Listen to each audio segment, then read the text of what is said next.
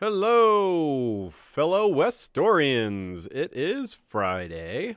It is time to return to Merland and our own Westeros. Our own broken and reformed Westeros. How is everyone doing today? I am freshly vaccinated, so that's cool. My arm's a little sore, but that's fine. And just first one, so that's cool.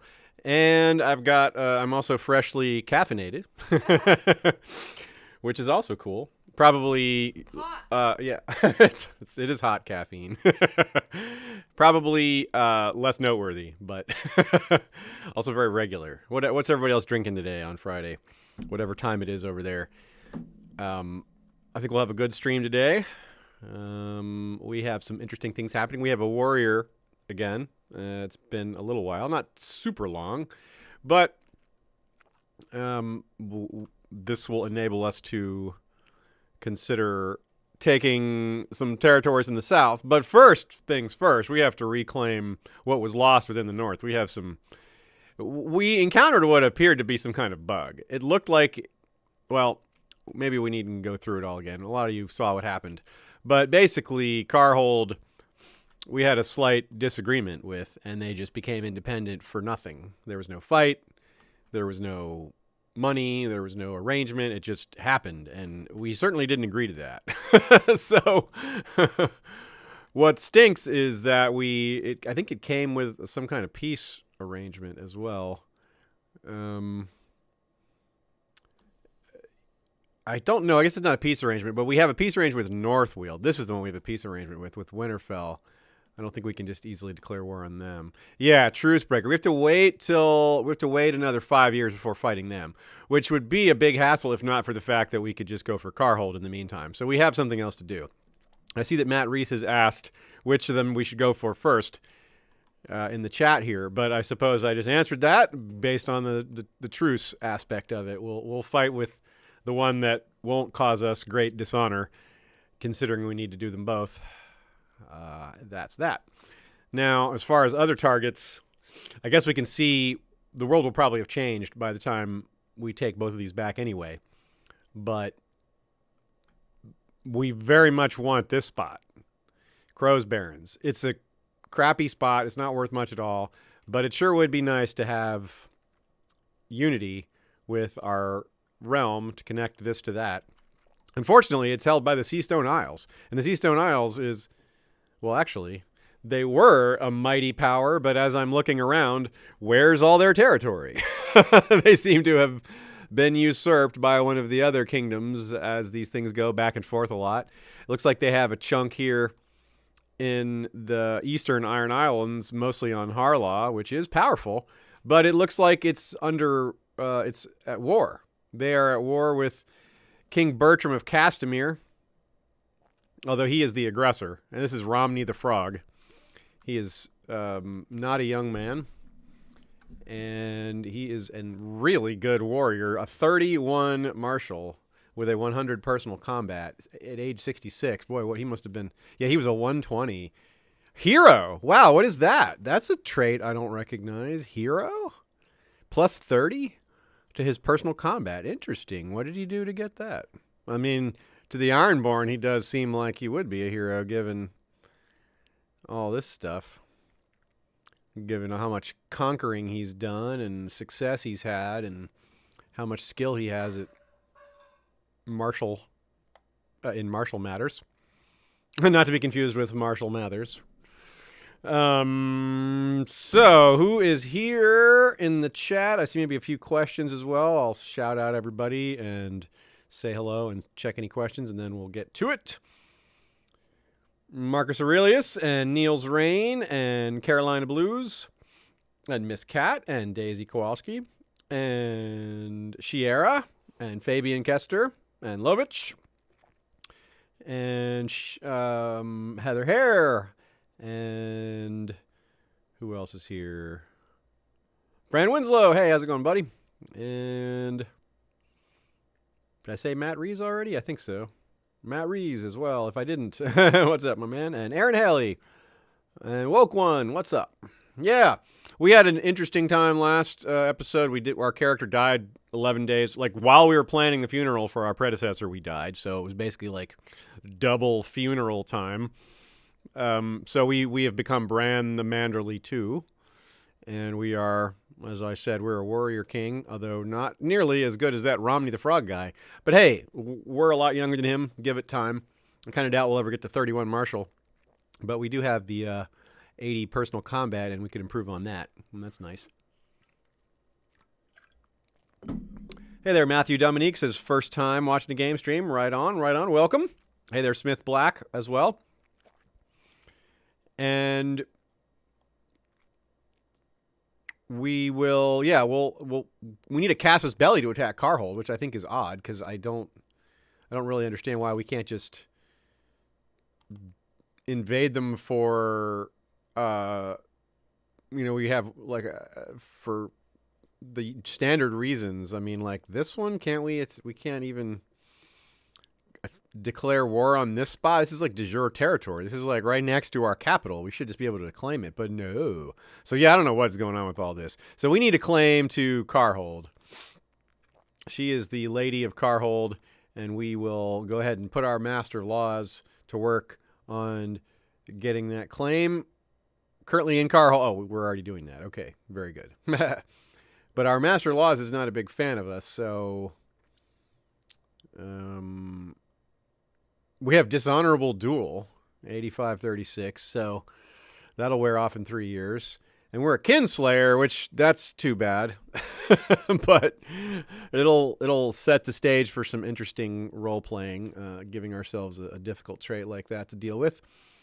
And, well, this guy owes a lot of favors to people. That's not good for us. So let's see. I want to maybe give him an honorary title. That'll help. We can do things to win our counselors over. This is one thing that's really interesting about our council right now. There's no lords. Look at that. We have the Septon, who is our Septon of Snow and Septon of Merland, but usually like at least 2 or 3 of these are lords because the political favor to be gained by appointing people to important positions is pretty valuable, and so it's certainly a tiebreaker. Like if you have 2 people that are roughly equal, and you can give it to a noble, you definitely do that because it means that when the time comes, they send more troops your way, and in the meantime, you get a little more tax income too. That's the basis of what these relationships mean. I'm kind of going over the basics here again, but I feel like it's every once in a while I should do that because not everybody who's watching knows all the details of the game. And some people may have missed it if it's been explained before. Even some of you all who have played this game may not know how all these things work. It's a pretty complicated game in terms of, thematically it's not complicated, but in terms of all the little ins and outs, all the little details and how the interactions work, there's definitely a lot to know. Okay, so yeah, also, yeah, we had a son who we were so excited about. Look at this. He had the mark, the actual mark. He was Spider-Man, Durley, so because he had webbed hands, and he died young, and that was tragic. And we became celibate at some point. Not when we were in control of this character. When we took this character over, we were already celibate. We already had that son. So we, don't have... We're not going to have any more kids. That means our brother, Prince Sol, is absolutely going to inherit unless he dies first. And so we're highly invested in... what kind of kids he and his wife have. And his wife is, well, quite a specimen, shall we say. She is a brawny genius. Like, talk about having it all. She's got the physicality and the brains. So we're very good chance she's going to be the mother to either our next character or the character after that. I guess, the character after that. Our next character is most likely Prince Sol. And if it's not Prince Sol, I think that makes the heir Princess Simple, which would be really wild because she is literally simple-minded. She's slow. So if we became her, it would be difficult because people would absolutely try to take advantage of the slow-witted, craven queen who's wielding so much power and is not very capable. So I don't really. It would be interesting to. I always say it's fun when we end up playing a female character because it's rarer. But that one might be too much if we end up playing one with that. The deck is way too stacked against her. So anyway, so basically what I'm saying is the near future has a lot of pitfalls and things that could really change the trajectory of the next generations. And there's even a few things that could threaten to end this game outright.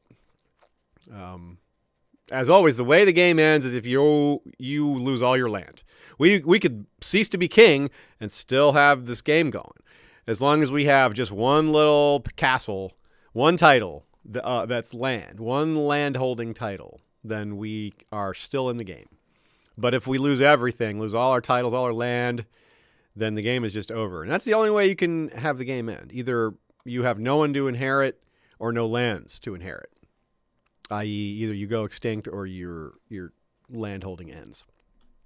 Okay, enough talk. Let's get to it. First priority, I think we're building a war chest, if I remember correctly. Yes, we are. So we're going to not spend money, and that's fine, I think, because it's winter anyway, if I remember right. That's another thing we're kind of waiting out. Oh, no, it's not winter. It was winter recently. I think we just got out of winter. But either way, we want to get that money.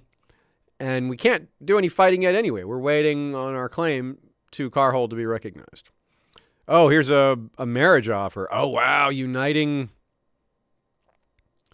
the Dreadfort line with Simple Manderly. Simple and Eddard. Wow, they're cousins. So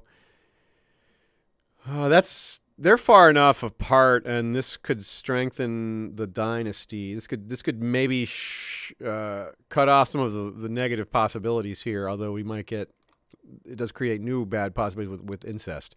So honestly, this is a tough one. I think there's a lot of benefits to this, but there may be some political considerations I haven't considered, and the incest part's a little icky, but also somewhat normal to this degree in this setting, because they're second cousins, I think. Actually, it might be more distant than that.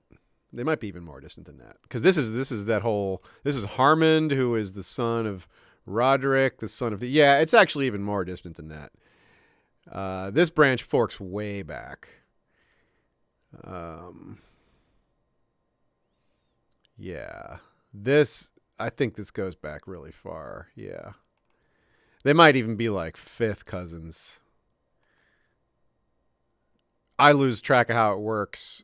Okay, so you got to go all the way back to Pack the Monstrous, 8364. That is 160 years to find a common ancestor. So yeah, that's actually pretty far apart.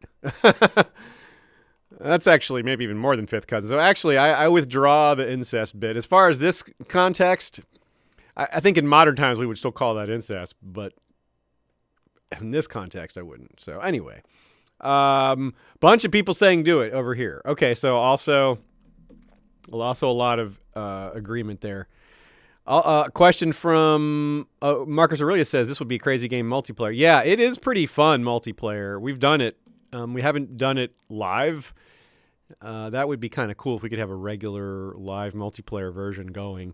But we've played in small groups, and it is quite fun, especially if you put yourself in the same region. One gameplay we had, which again wasn't live, it was just with friends.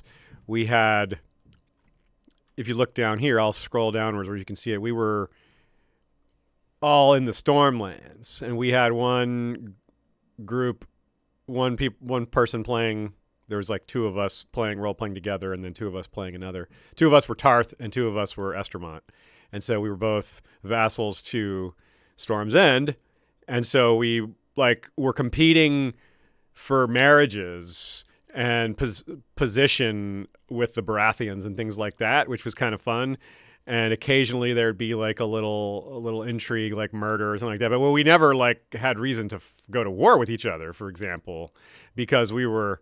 I mean, it'd be like the equivalent of us being like old Ramsgate and Blackpool here, vassals to White Harbor, whereas we don't have enough real military strength to be starting a lot of stuff on our own. We just call the troops up when we're needed and use them to defend our own lands if someone happens to if raiders come from the sea. That's something we can use our troops for. But mostly they're just there as a deterrent and there to join your king when he calls for them. So it's kind of a different look. And playing it human ways, the way it works is the game just runs. You pause it, and that pauses it for everyone, but then it's on a timer that's you have 30 seconds to get it going. So you can kind of be doing stuff at all times. The game's kind of it's very fluid. It's a pretty good way to handle it. It's not, you can imagine it getting really bogged down with someone always pausing it constantly, but it in actually playing it out, it works quite smoothly. So the thing I forgot to mention at the beginning of this time too, right at the end of last session, we had one of our vassals claim the Freylands. That was really nice. We added that to the territory of the twins here. It was Lady Felena. She just, bolted this onto our kingdom, which is great, of course, because oh no, Gray Plague in Moat Cailin. Ugh. Yeah, we do have a disease going on over here, don't we? Well, we'll keep an eye out for that. It might get to White Harbor. We got to keep the map on this setting for a minute. Lord Desmond, the Line of Stilfen.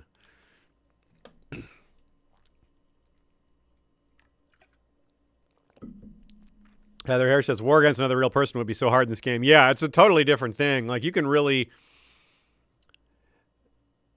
Gray Plague in White Harbor. We've got to shut the gates.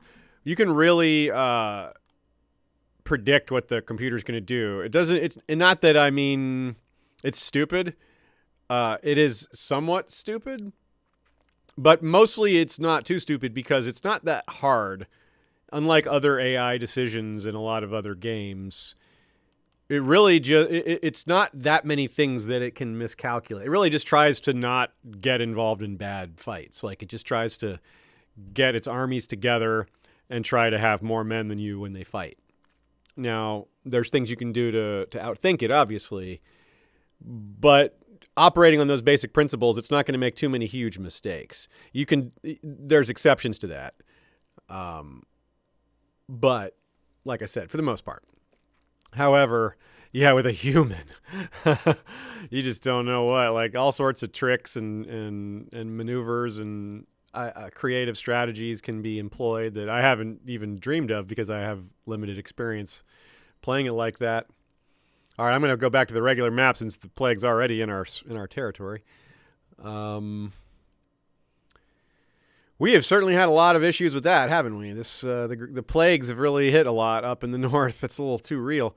But we are a port, so it kind of makes sense that we'd be a little more susceptible to that than a lot of other places. There's ships coming in from literally all over the world with who knows what coming in, and this is not an era with inoculations and such.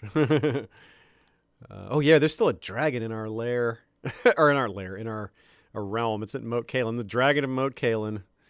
It's pretty cool. We don't want to do it. What do we need to do it? Oh, you have to have one of these things. Okay. And you have to have an artifact like a dragon horn, and not be in hiding. Okay, so we're in hiding, but whatever. A financial reward, 16? Yeah, that's fine. Even though we're trying to save money, that's nothing. All right, we're just waiting this plague out. How bad's it going to get? Let's see. Is it still there? Yeah, would be a little too much to expect it to go the way this quickly, but you never know. Lord Paramount Edwin has taken over here, huh? He's a powerful vassal. He doesn't hate us. Bela N. Esvis now rides Blackclaw. Interesting. I don't remember Blackclaw. Blackclaw is the spawn of Whitewing, who is the spawn of Rhaegal. Cool.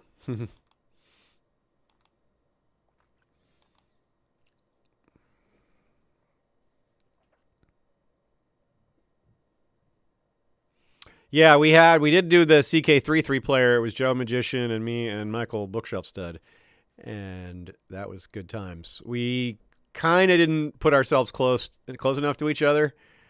We were in the general region, but we should have been really close to each other, and especially because we didn't know what we were doing in terms of all the new features. So we didn't actually get to interact much. Mostly just we're kind of playing in the same world and talking about what was happening somewhat disconnectedly. But it was still fun, of course. Anytime hanging out with those two guys is good times. Daenerys Nynaeve now rides Rhaenyra. Which dragon is Rhaenyra? Looks like Cohoric. Yeah, it's so weird being celibate. This is so bizarre. We really got to hope for, I kind of want to give these two land. Actually, I should do that right away. The reason being, they're more likely to have kids when you have land. Sort of like in the real world, if you have more means, you can afford to start a family. In fact, exactly like the real world. But when you have more money, you can more easily afford children. That's pretty straightforward, isn't it? So let's see here. Let's give them what? So we can give them something pretty simple. We don't have to give them a big title, especially because they're going to eventually inherit it all anyway. We could just give them a wolf's den. That's kind of a standard thing for us to do, is to give over the wolf's den. We used to give away Bear Island, but that's kind of permanently become part of a different branch of the family. And yeah, let's just do wolf's den. Keep it simple. That'll be enough to get them to... Or actually, no, we can give them something a little more substantial. Should we? Let's see. No. I don't want to give them Hardhome. We'll give them Mo Kalen. Let's give them Mo Kalen. Let's give them the whole shebang, Mo Kalen. It's the gateway to the south. It's an important spot, but it's also not. It's very defensible, but it's also not powerful enough to threaten us. Not that I'm worried about our brother. This guy is pretty cool, right? He doesn't hugely like us because of the kinslaying, but he'll get over it in 8 years, and he's not an intriguer. He doesn't really have that going for him. Yeah, I mean, look at this guy. He's got zero diplomacy. He's not the type to rally a huge army behind him and come for us. So I don't feel threatened. So we will give him Mo Kalen. Maybe he'll grab the dragon. Then he would be a problem. But if he grabs the dragon, all good for him. I really don't see this character we just described as being the type to claim a dragon. Oh, but he got himself he immediately went out and bought himself a turtleneck, apparently. Look at that. High King Aladale died of cancer of the Seastone Isles. That's the same guy that rules this territory that we would really like to claim. Oh, looky here. The new High King of the Seastone Isles, Veron Pewes II, is imprisoned by who? Lord Milano of Gulltown. Oh, look at that. A Bravosi, lore-worshipping Bravosi. Very interesting.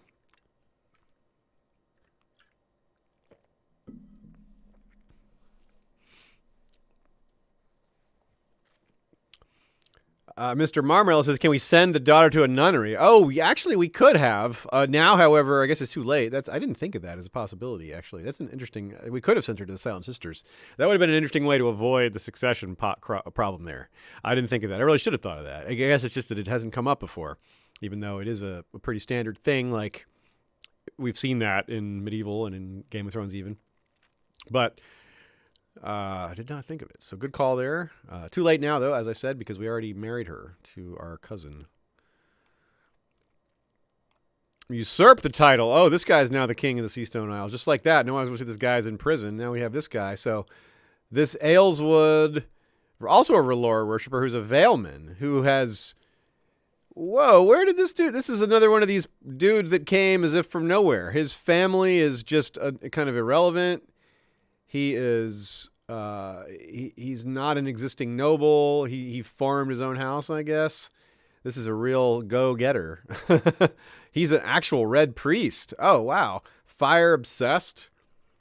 22 learning. He's very learned, but he's also cruel, zealous, and ambitious. Clearly ambitious for him to have risen from where he was to be this king now. He is the king of the season. So he is probably going to be our enemy. And it's good that his kingdom is not nearly as large as the Seastone Isles kingdom was not that long ago. He has This section of Gulltown, but not Runestone. He has the thing we want here, Crow's Barrens, and then he has Aaronford, Wycombe, Cape of Eagles, Mistlewood, Seaguard, and Martlet Bay. So not too powerful. Oh, but then also Volmark. I mean, Harlaw. And 2 of the small islands. Black Tide. I always forget what this one's called. Orkmont, right. Orkmont. And so I think we probably outnumber him. We probably do outclass him, especially because he's a new king. And that means he's probably not super popular. His diplomacy's 10. And I doubt they love that he's a Relorist in the Iron Isles. Or, you know, in most of Westeros. That said, we're missing 2 of our cogs. Oh, wait, look at that. It reverted. Car holds back under our sway. So maybe it was just the independence because of war thing. We just had waited so long, and now it's finally back. All right, then. We no longer want to claim to it, so I will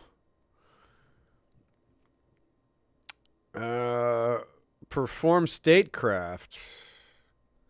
Because we could use we are a kinslayer. We could use our reputation repairing is actually something of value because we don't need to claim this, and we can't do it yet anyway because we have the truce breaking. But we can just do it. We can de jure claim it when we aren't going to be a truce breaker. So we don't need to do anything special there. So yeah, so I think we do some reputation repair. You notice it says 0 right now as the percent. And that's because he's in hiding because of the plague. So it'll go back to some useful percentages once we lift raise the gates. But it looks like for now the plague is just getting worse. Okay, so interestingly, seeing another behind my spouse's back. This is so strange that we are even doing that. It's funny that we're offered the time to end such affairs. It's like as if we're not celibate. It's such a strange thing. I don't really want to be cruel. It's neat that we are ruthless, but I don't think we need to be cruel. But getting chased would be, I don't know, it would be nice actually. These bonuses are useful. And we kind of are. I know we're already chased. Yeah, okay. I think we should end the affair because it's just weird that we have one. Like, why? We have this. I mean, I guess we could just say it's, we could just say it's an asexual relationship, but I don't know. It still seems a little strange. She's also our bodyguard. She wants to get married too, and she's not going to get married to us. So, I don't know. The whole thing is odd. I do care for my spouse. I don't want to get stressed. Yeah, let's be real.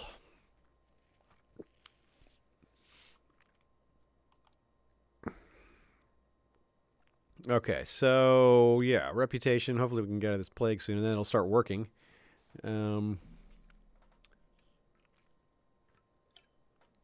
Lovage says we might be able to get rid of the carouse, get rid of celibate if we do carousing and aim for hedonist. Interesting. Very interesting.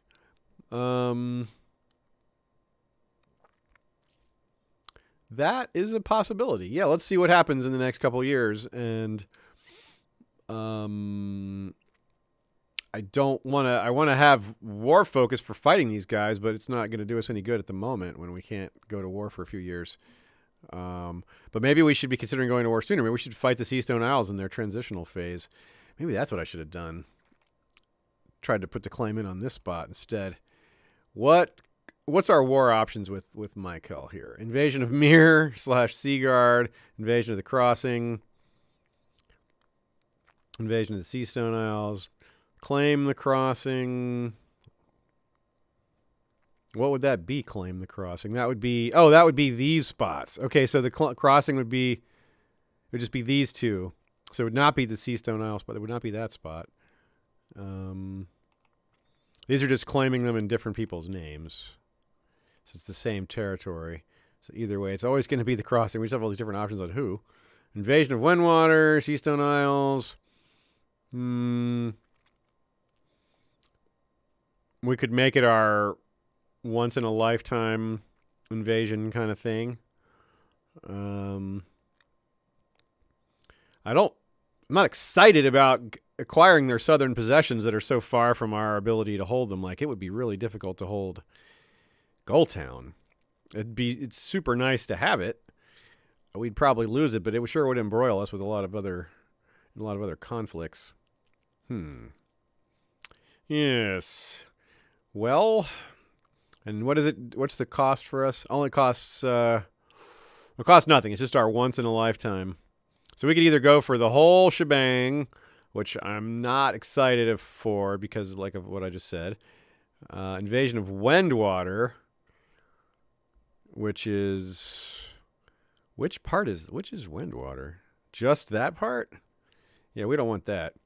Or the Crossing, which is this one here, Mistlewood, and this one here, Arrenford. That's certainly a more manageable goal. Does not include Crow's Barrens, though. And Crow's Barrens is our, we'd like to have that. Keep in mind that we're going to reclaim all of Northweld, which is all of this zone here. So this is an interesting decision here. Matthew Dominique says, how do you win this game? Do you have to take over everything, or is it just surviving as long as possible? Yeah, it's basically a sandbox. You just keep playing. You play as long as you want to. You can kind of create your own goals. There's sort of in-game goals, but there's no win. There's no game over, you win. Even if you conquer the whole world, the game is still going because you could lose control of parts of it or large parts of it. Like, for example, if you were emperor of the whole world, a rebellion could break out, or someone could assassinate you and try to take over, things like that. So, but that honestly, it is a huge hassle controlling that much territory. We became God King Daemon Blackfire in one playthrough. It was surely the most epic of all of them. It was super cool for a while, but it was only a few generations before it became one of the worst. It went from one of the most fun to one of the least fun pretty quickly because we were so incredible. We conquered so much that we had so much territory to manage, and it became really tedious, and there was constantly these small rebellions, and we never got to make any progress because we were just putting down rebellions, and they were slow, and they were never in doubt, so it wasn't like there was any tension over these rebellions. Anyway, so you see, conquering the world is not all it's cracked up to be.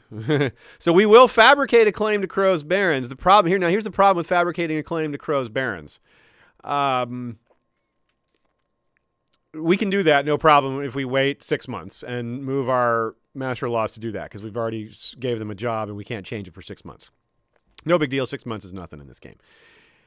If we were to do our invasion of, say, do the Crossing and claim these two, we would then have a truce as part of the peace deal. We wouldn't be able to attack them and claim Crow's Barrens for like 10 years. So that's the conundrum here. That's why it's so tough. It's like we don't want to try to bite off their whole kingdom because that means we're ruling part of the Iron Islands and part of the Vale that is just too far away. And if you don't defend your kingdom, you lose a lot of standing. So you're taking on something and then you're going to suffer the penalty of losing it. And it's not just as simple as, oh, we don't have that anymore. No, you are the guy that lost those. That's part of your reputation, and it's part of your vassals say, hey, he doesn't defend us when, that it's bad. Anyway, and in addition to being a hassle. So there's a lot of negatives there. So that's why I want to take manageable chunks. But either there's no manageable chunk that includes both of these and Crow's Barrens. So either we take Crow's Barrens and then wait to take anything else, or we take this and then wait to take Crow's Barrens. Either way, we have a minute here because I think we probably want to do Crow's Barrens, and that is only via claim. And we want to wait till we have our war chest built anyway before we do any war. We're not that far from it. And that means we'll certainly be spending money in the war, so it is kind of contradictory goals there. May as well get one thing done first. And I would think this carousing suggestion is interesting. The problem is we can't go carousing, just like in the real world. We can't exactly go carousing under quarantine, and that's exactly where we're at. Oh, a local petty lord arrives at White Harbor, requesting an audience. He's claimed to have sailed as far as the Sunset Sea and back, and has tales. Yes, let's listen to his tales. Did we get the kind trait? Probably not. No, we did not. Hard to be kind and ruthless. Ruthlessly kind. Falcale is now ridden, another dragon rider. The Grey Plague continues to stretch out, but we're going to just have to wait it. Last it out here. Oh, this guy wants to be... He wants his son to be made his bastard son. He has no trueborn children. So he wants his son to be... Otherwise, it's going to pass to this cousin of his or something. Okay, yeah. Well, who is this kid? He's a 1-year-old. He's sickly. Sure, we lose 30 piety, but this guy, we gain some favor with this guy.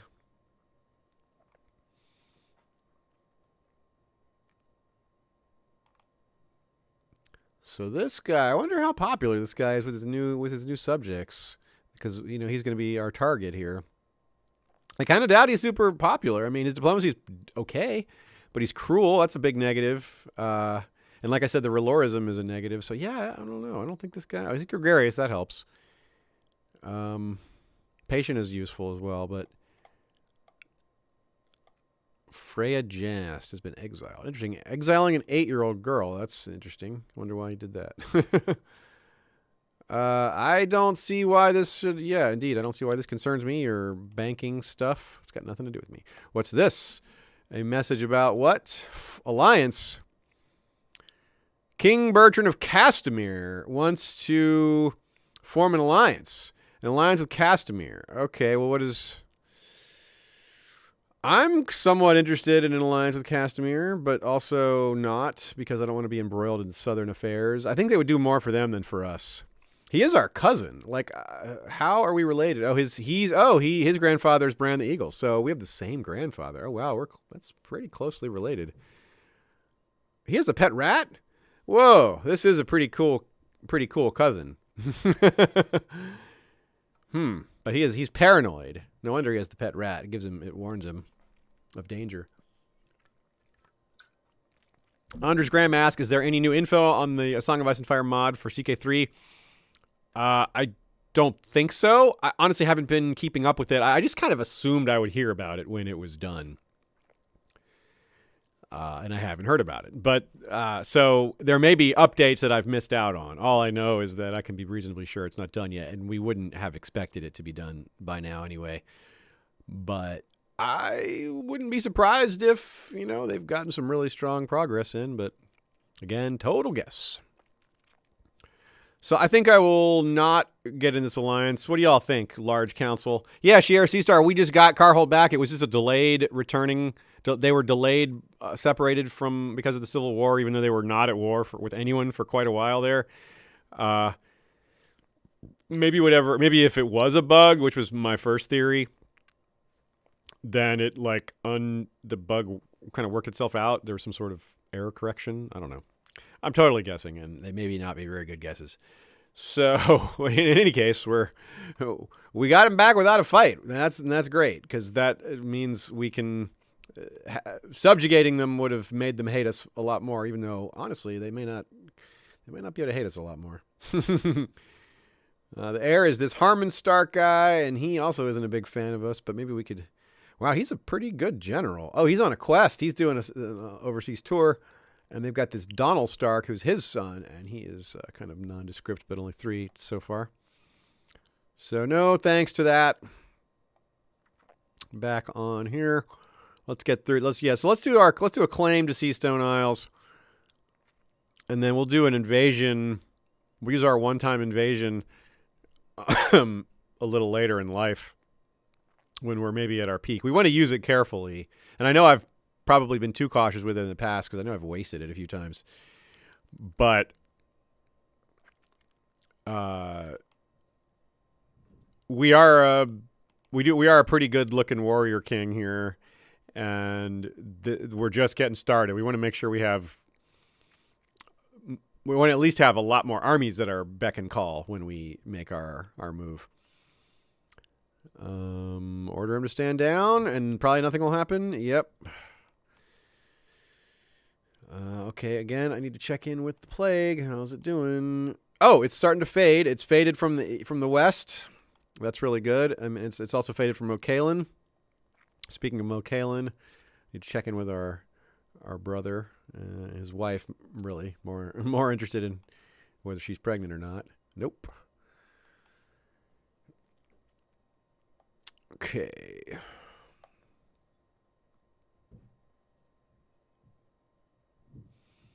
Yep, I think it looks like a lot of y'all agreed with declining that alliance. Alliances are great when you are precarious, like when you're surrounded or when you are worried about people coming for you. Like when someone else wants an alliance, they're worried about those things. It's not usually a benefit of. It's not usually a together we're stronger. No one will attack either of us. Like in theory, that's true, but it just usually doesn't actually go that way. Oh, awesome! We just lost incompetent commander and gained dutiful commander. That should be an additional +2, actually. Yeah, +2 more marshal, getting us to 19. Nice. Unfortunately, we lost our chance to go on a world tour. We needed to do that before age 30. But that's fine. Those things are perilous. Okay, the Great Plague is gone from our territory. It's not gone from Merland, but it is gone from White Harbor. What? Unaware of others hearing them and have been sneaking around. Blank and Blank have been. There's just people. The names are missing, so that's weird. It's kind of a miss. Anyway, or can we still go on tour? I think we can only go on a local tour. Maybe it ends at 31, not 30. Let's see. Yeah, just of our realm. We don't want to do that. We're not a good diplomat, so we're not going to do that. We're a terrible diplomat. Look at that. 8. or 2. Base 8 modified to minus to 2. So yeah, you don't get involved in diplomatic stuff when you are bad at diplomacy. Pretty straightforward general rule there. Oh, we got some people we can ransom. That's nice. Another 10 gold for this kid, and maybe probably 10 gold for that woman as well. Another reason we wouldn't want to go on tour right now anyway is because we're trying to save up to 1,000 gold to complete that goal, and tours cost a little bit of money. Okay, they don't have any more money to pay after that one ransom, so we'll just wait. Harmond for... What is this? Harmond for Merland? Yeah. We're going to... This guy, eh? Oh, this guy. Oh, the son of the powerful Lady of Carhold. Well, let's see here. Are there any lords or ladies I can appoint to... Yeah, here we go. Maybe replace one or two of these folk with lords to improve my standing with them. I don't mind taking a 1-point drop on money to make our brother a little happier. Yeah, let's make him master of coin.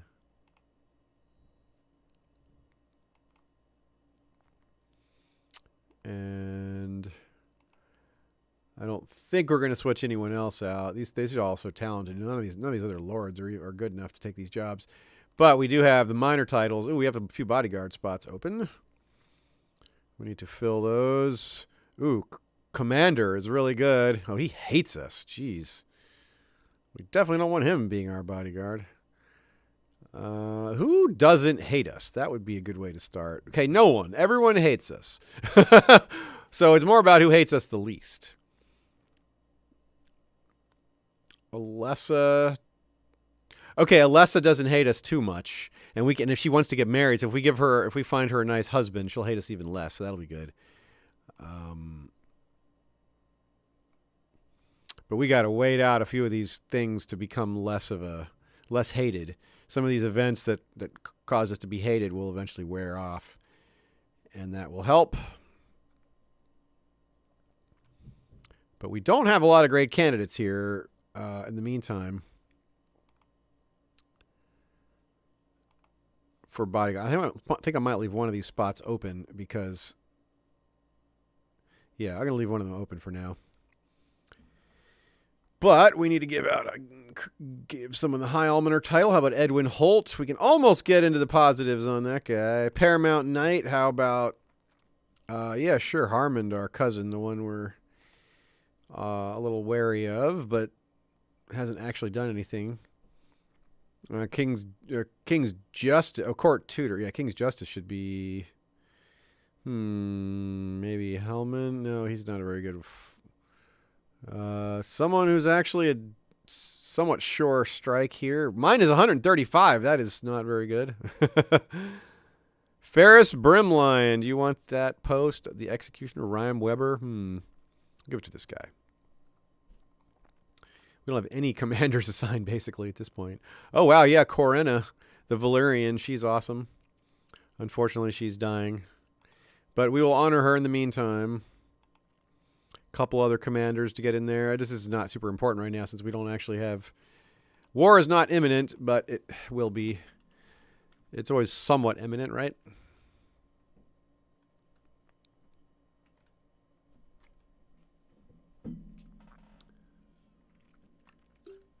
Yeah, thanks for stopping in, Matthew. Always good to see someone new checking out the stream and having a good time. We do it almost every Friday. And this particular campaign, everyone's checking on that. We've been doing it for 235 years. We started in the year 8300, which is the same as 300 in the game. So, I mean, in canon. So we basically started... Or was it 298 we started? We either started in 298 or 300. We basically started, I think we started at the end of Clash of Kings, so I think it was 298. But with Broken World, once again, Broken World means no existing governmental structures are in place. Loyalty structures, rather. Everybody starts independent. Not just the individual kingdoms, but the individual territories. So we were just White Harbor to start off with. We instantly subjugated some of our neighbors, like a lot of the other powerful folk did. They subjugated their immediate neighbors and became small kingdoms, which grew into larger kingdoms, and over time we conquered all of the north, and that was a fun process. Something else I was going to do, and I spaced out on. Whatever, I'm sure I'll think of it. We don't have any more. Oh, here's another ransom. We can get another 10 gold for that. Yep. Trying to get to 1,000. Not super far off, but sometimes there's things that come up and interrupt our progress. That's no fun. Now, this whole business of... One thing we'll do too, we're going to gain some popularity as soon as we can. We're going to gain some popularity once we finish building this war chest. We're going to do a feast, and that will help us with some popularity issues. It'll mitigate that somewhat.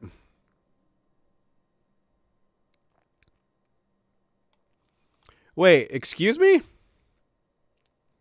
My co-conspirator, Clarice Brimline, has asked for coin to buy a rare and extremely lethal snake. If purchased, it will pay High King Branthe Manderly a nightly visit. So basically what this says is, I am conspiring to kill myself, which is a pretty surprising thing to learn. And it means someone's trying to snake us to death. That is bad. We will not pay for that. What the? Yeah. This guy, okay, so this Sir Royce guy is doing that, so he needs to be imprisoned. Got him, okay. And this person, Clarice Brimline, she's trying to kill Sir He Manderly. Oh, that's probably who it's supposed to be. It said, okay.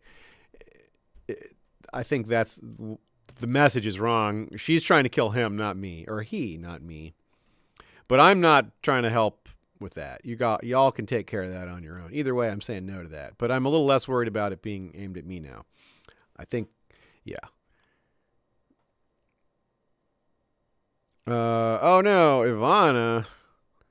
Our master at arms is digging through the treasury. Ooh. Yeah, let's have her owe us a favor. Let's wield power rather than morals.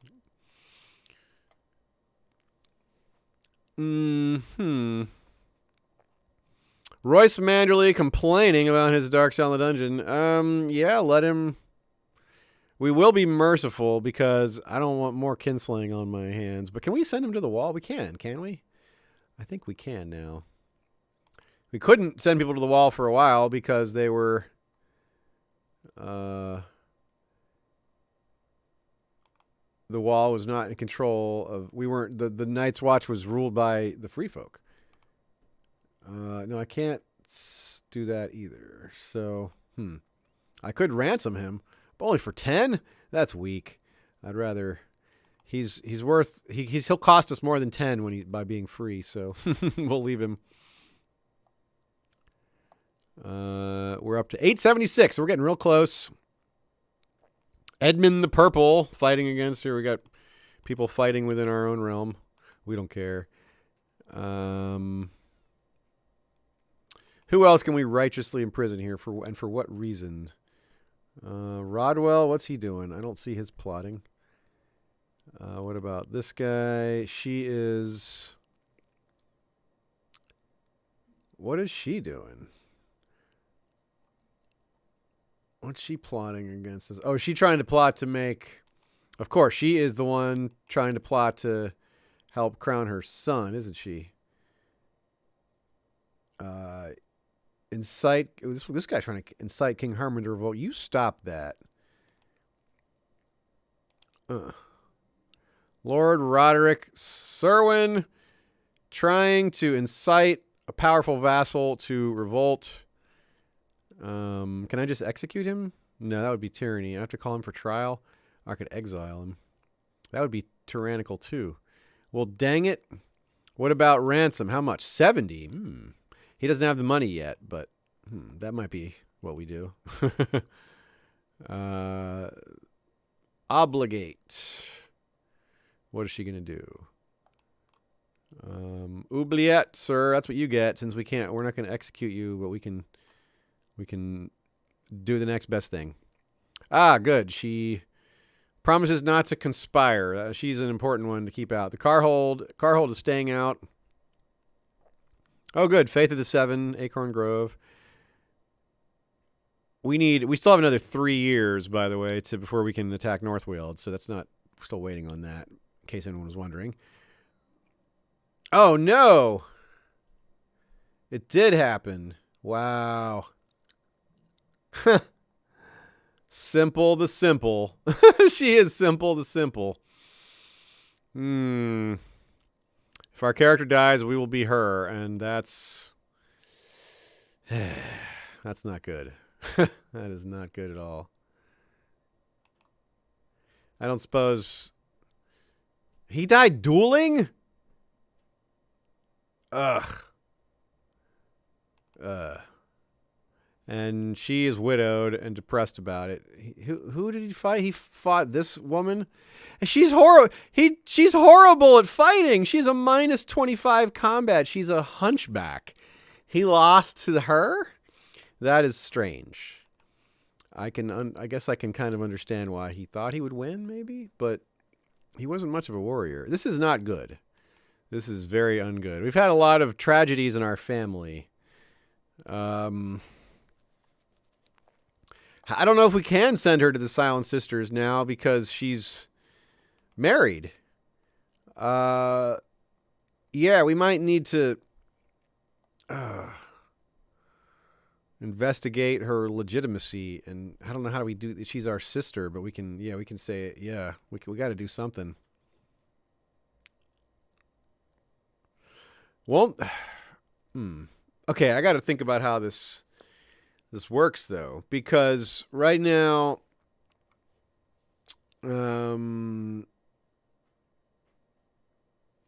yeah, if we were to become Manderly, then would that continue the game, or would that be too far? Would that be a different branch, and then we would end? I'm not sure. Got to think about that, because that's really That's really precarious.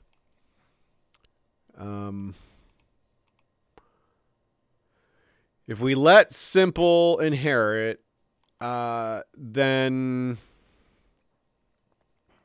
Is it bad though? Wait, what's so bad about it? Like, especially if they have kids, they're still there. We would actually, this might be a good thing because her children are not only heir to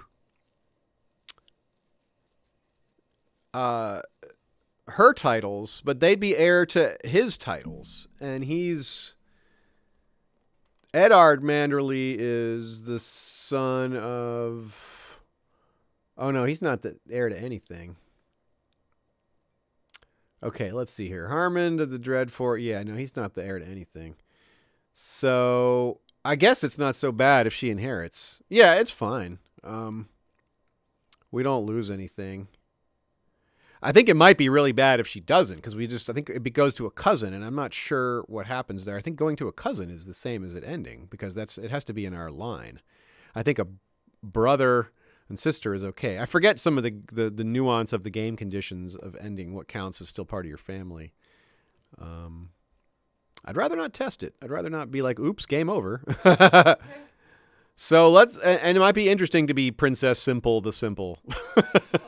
But anyway, let's see what happens. Let's play it out. I'm not going to investigate her legitimacy, because I think the downside of that could be worse, unless someone wants to definitely correct me. Okay, so Fabian says all relatives blood symbol are good. Any relative, the close or far, it has to be even the small. There's two blood drops. There's the big blood drop and the more faded blood drop. So you're saying any of them are good, which that's fine. Anyway, we're not this character. I don't know if we would plot against our poor sister. I guess we are ruthless and a familial kinslayer. So actually, we would.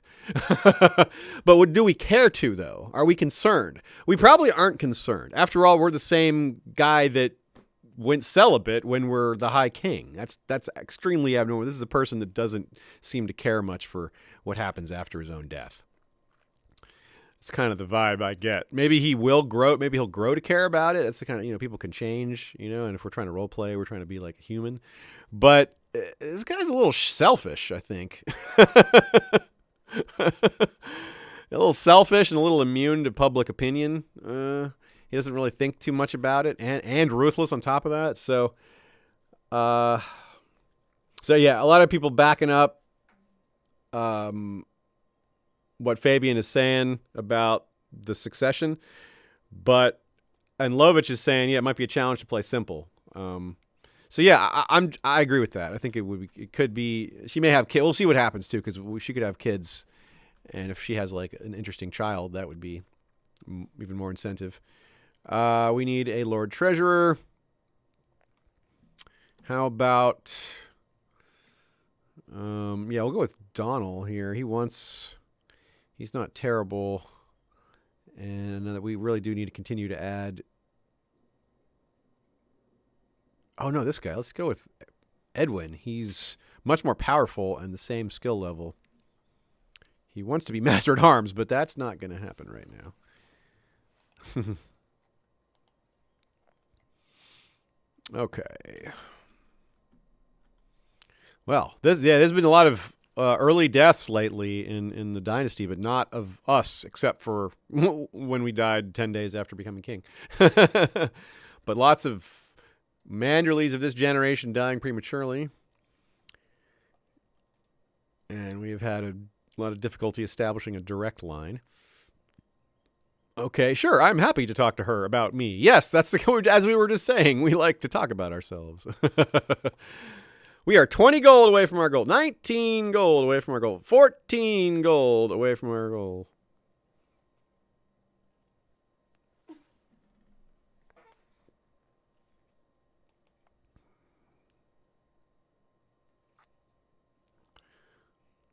Come on, goal. So much close. Goal for gold.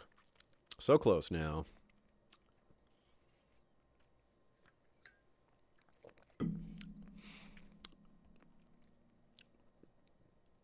Oh, Heather Harris says, what are the conditions for abdication? Could Simple abdicate in favor of her child if she has? Yeah, actually, yes. That is I forgot that abdication is an option.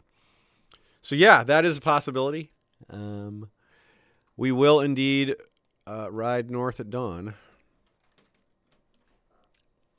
peasants rising up. Okay, where are they? 1,100, that's it? Come on now. If you're going to revolt, like, be real about it.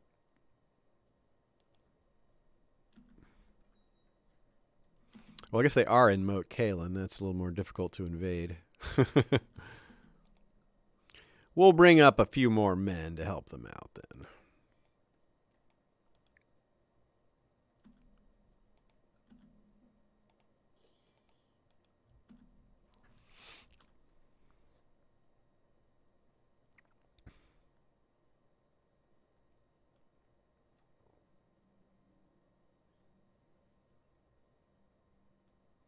Even more peasants. Oh, no.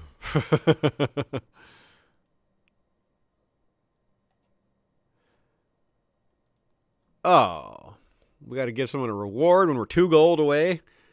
Well, fine. It's only 28 gold. Slight setback, but that's exactly the kind of thing. What is this? Clarice Brimlines let me know that the plot to kill He Manderly is proceeding well. A tragic carriage accident.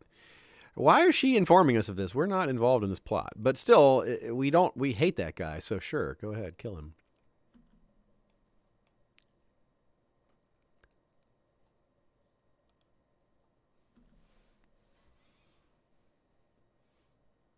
Oh, looks like we got him. Beat that peasant revolt, no problemo. Oh, it's not over yet. 70%, eh? We got to go fight the other batch of troops wherever they are. Yeah, where are they? They rose up in... where? I don't even see them. Oh, wait. God, are you kidding me? In Skagos? That is far away. We need to call up some different troops for that. Are there nearby troops that can go to Skagos? There we go. There's 2,400 men. Get on over there to Skagos. Jeez, what a hassle. I didn't know there were that many peasants on Skagos to rise up.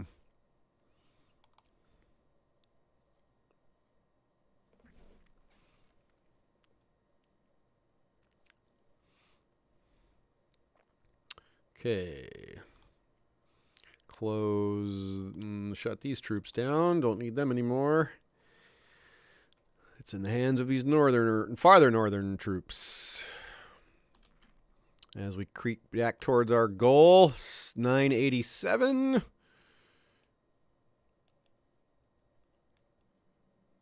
My Master of Laws, Sir Mark, kindly suggested it would be of benefit to the realm if I studied the languages spoken at foreign courts. Okay. Yeah. Learning +1. Yeah, that's good. We have learning 5. We really want to get to 8 because we can start using all those books. Student of language. Yes. Okay. Yes. Oh, we lose the trait rude. Excellent. That's helpful because, yeah, we're already so unpopular that was like a -5 on everything. So that just helped us. Oh, look at that. Oh, yeah. The one event wore off. We got a -20 that fell off. We still have Kinslayer. But we no longer have whatever that... It was a related penalty. I forget what it was already. Oh, yeah. I don't remember. Executed. Whatever.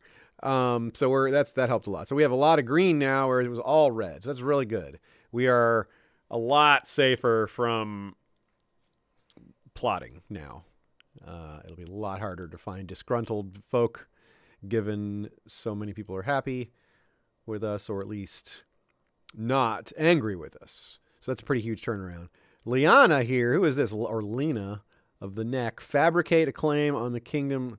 And it looks like Edwin and Harmond are working with him. Stop that. Maybe, you say? Well, I'm going to end this plot. I'm going to put her in prison. Whew. Got her.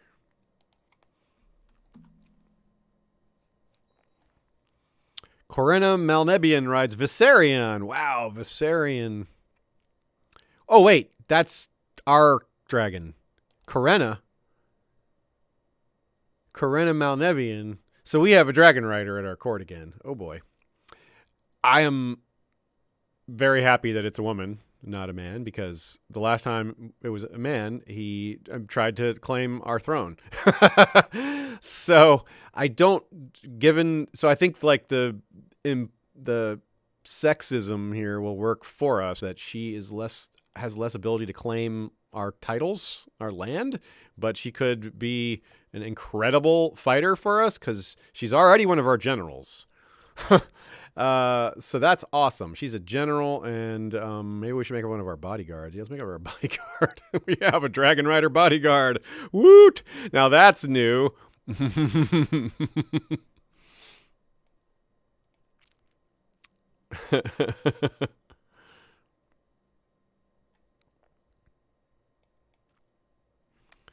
That's awesome. We have a Dragon Rider bodyguard. Oh, now all of a sudden she's not a big fan of us. We should bribe her to keep her happy, but not till after we make our goal.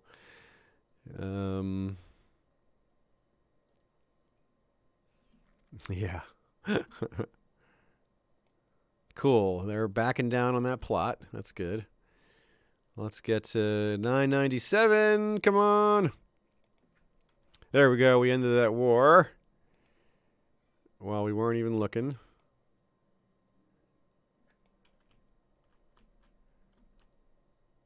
Oh, there's a few extra soldiers up there. Wildlings fighting. We may have to keep these troops active to help, and maybe even add some more.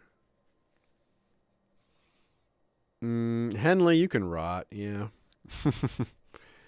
A reprimand. Oh, no, I don't see why this concerns me. Yep, got nothing. 999, and boom, we got there. Built a war. We have built a war chest.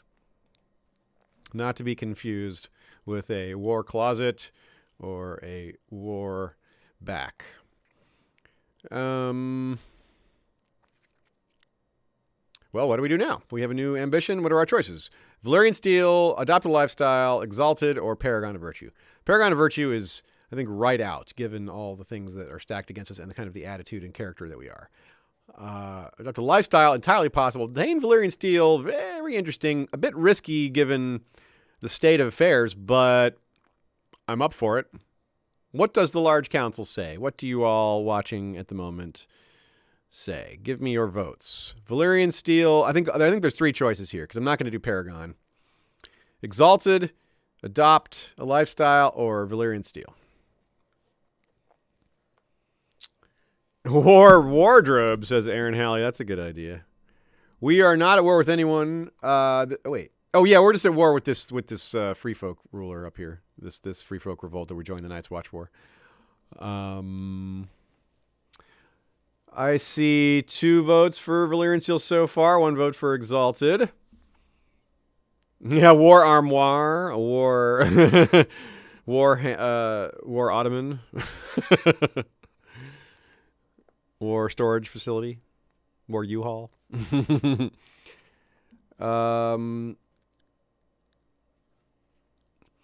Looks like a late run of people voting for Lifestyle. Yeah, 4 people voting Lifestyle, a couple people warning against Valyrian Steel because of how treacherous and dangerous it is. Yeah, it is very dangerous. You do often die. Yeah, I guess we don't have with a succession situation so perilous, because it's not that I'm worried about being simple. It's that if we become simple, we're down even farther down the branch, and I think we become, I don't even know who's after that. Who's after that? That becomes Commander. Actually, Commander's pretty cool. No, who is our rival. Assuming it's that same one.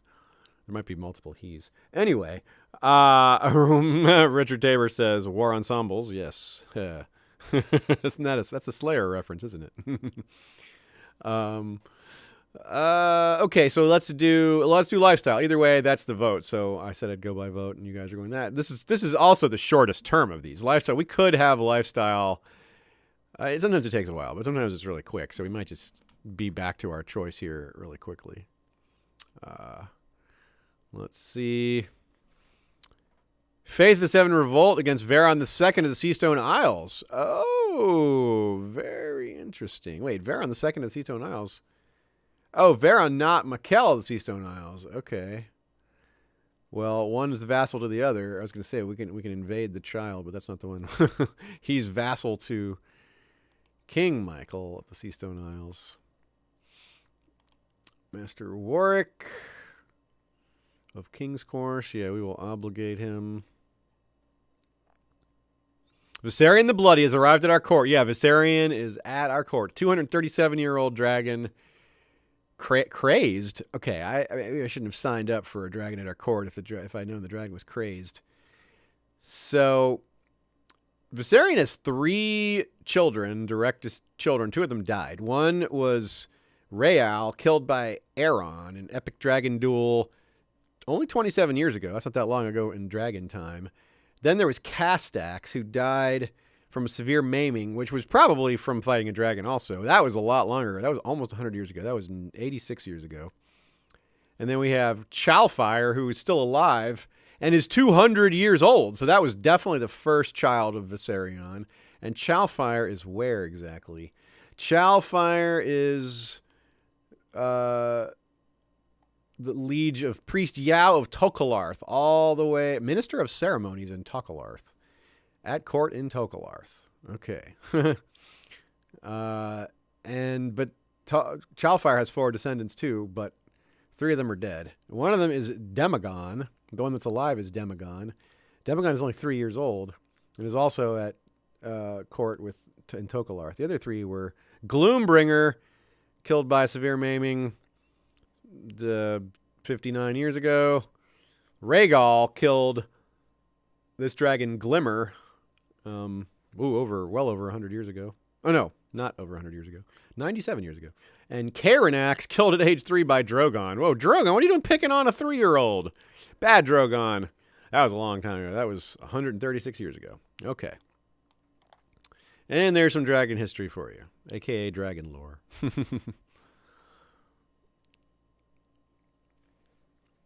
This looks like this free folk leader is no joke. We need to send some real troops up here. I got to send the White Harbor levies up here. Maybe some... I don't want to send the Dreadfort troops. We'll keep him... I don't want to give him any reason to be displeased with us. But we'll call up some of these guys over here. Some of these other men that are less worrisome about loyalty-wise. Oops, that was their men, wasn't it? This is the... Oh, this is the Tallheart man. Okay, cool. That's good. That's fine. All right, let's get marching. Let's get a big army here.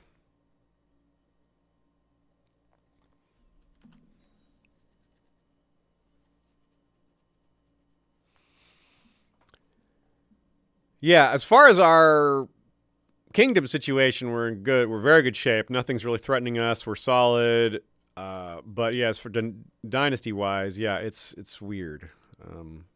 We may, yeah, our own, we're potentially gonna end up a different branch. So it's not like we're in danger of losing the game, given the rules interpretation that I wasn't clear on earlier. But it is very interesting, and it's definitely precarious in terms of stability.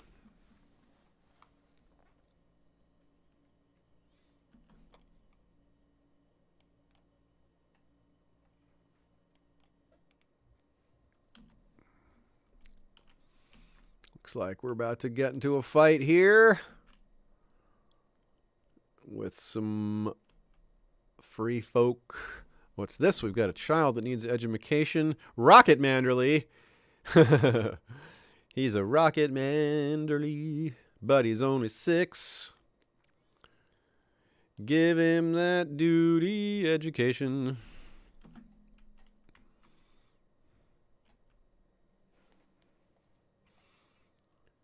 Lord Master Ern of Blackrush has usurped the title City of Gravisham from Lord Desmond, the Lion of Stilfen. All right.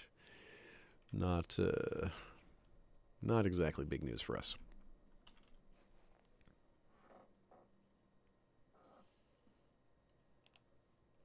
Plus 10 feudal vassal opinion. That's good. That was a really big, considering our opinion. That was an issue earlier where we've really turned it around.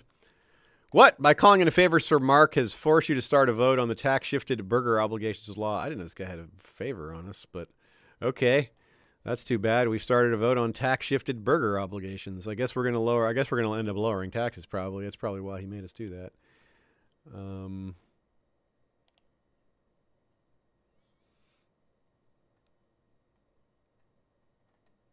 Yep. 3 people supporting, 1 against, and 7.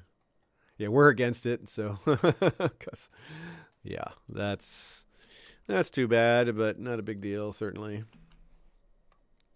Okay, you free folk, we're coming for you.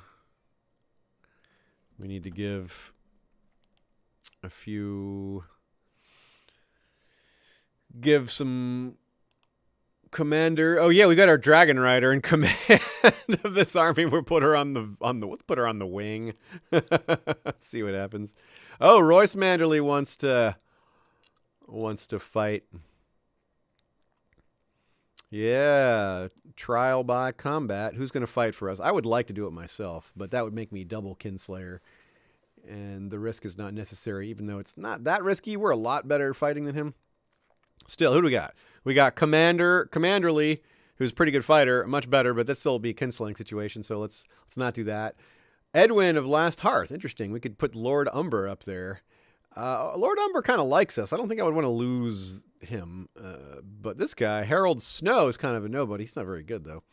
Jasper of Kingsgrave, he's one of our generals. He's a very good general. Okay, this is tough because the 2 guys that we can easily afford to lose aren't that good at fighting. They're all right. Let's let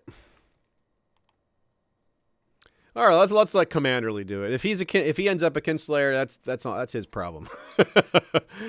He also doesn't like us much, so if he becomes a Kinslayer himself, then that'll make it harder for him to like come at us or something. So yeah, maybe this is a good way to wield power. Put him in this position.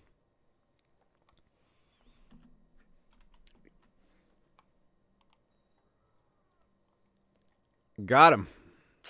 Royce Manderly is guilty.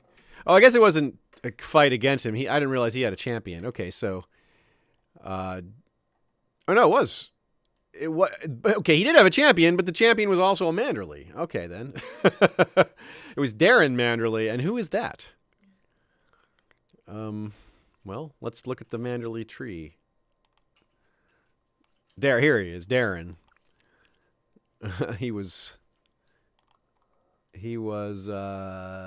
son of Roderick of the Dreadfort, so he's from the Dreadfort branch, and I can't tell if he was a good fighter or not. He was a knight, but it shows up as 0 after the fact.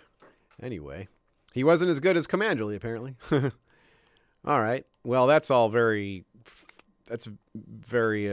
dramatic family-wise. Yeah, send him to the wall. Definitely not gonna execute him. It's another kinslayage. That got us into trouble last time. I don't know if we can get into double trouble, but we'll not try. We'll not tempt the gods with that one.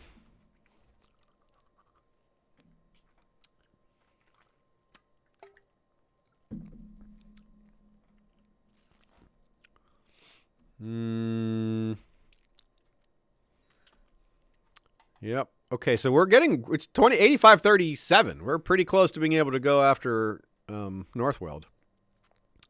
Pretty close. We may not get to it today because we're going to keep it on the shorter end today, around 2 hours instead of 2.5 or 3.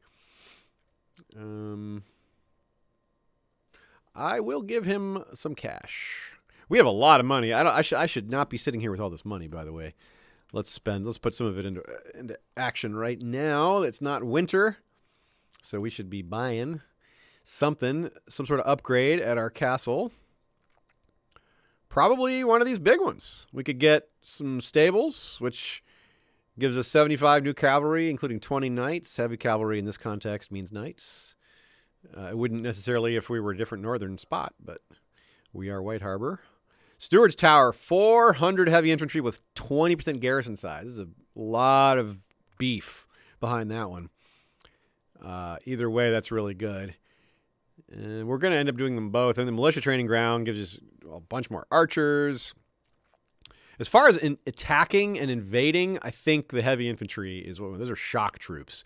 Cavalry are awesome for winning battles, but they are worthless for sieges for the most part, other than keeping away other like helpers and things like that, foraging parties. But that's more real world stuff than how it actually plays out in the game. You just want pure numbers for sieges. Even light infantry are better than cavalry when you're just doing sieges because, again, you don't need to feed horses when you're just sitting there. So let's build the steward barracks and get a big boost to our infantry numbers. And also, I was saying we should maybe do a tournament or a feast, but we should really time that more like right before we go to war, when our popularity is peaked. So let's wait a little bit longer because we're not quite ready to do that. We got to wrap this business up. We're here not assembling a mob to burn a trade port. Come on now. Trading spot. And of course, the reason being, we still are not. The truce still isn't over yet. We have like a year left on that. But I think we can attack right away. But once again, yeah, I don't know if we'll get to it today. Doesn't look like it. Probably next Friday. It'll be like the Winds of Winter, except we know when it's coming. The battle's right at the start. It'll be the Battle of Ice. There won't be an accompanying Battle of Fire. Lord Paramount Tyrion. That's neat. Mark the Tyrion Crake Hall. That's neat. No thanks.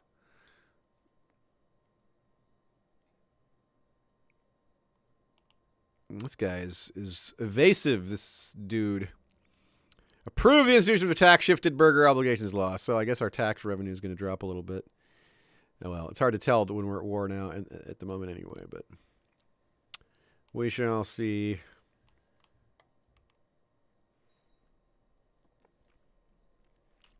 Lord Adarian of Castle Serwyn has inherited lordship of Castle Serwyn. Oh, the guy we had in jail died.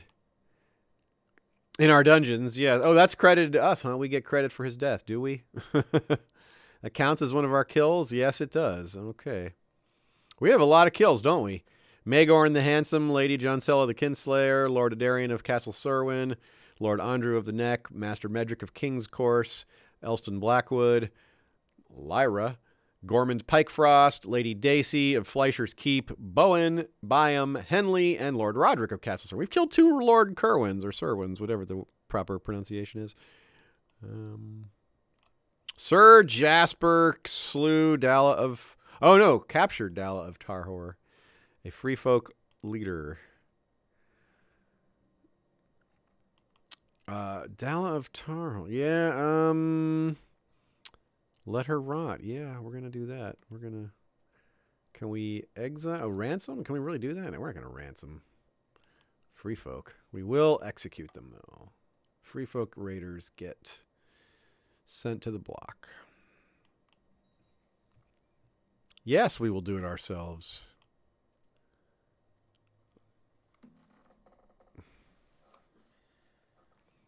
Oh, another Roderick the Careless versus... Yep, stand down, you. He cannot end this war. Okay, fine. Be that way. We accept.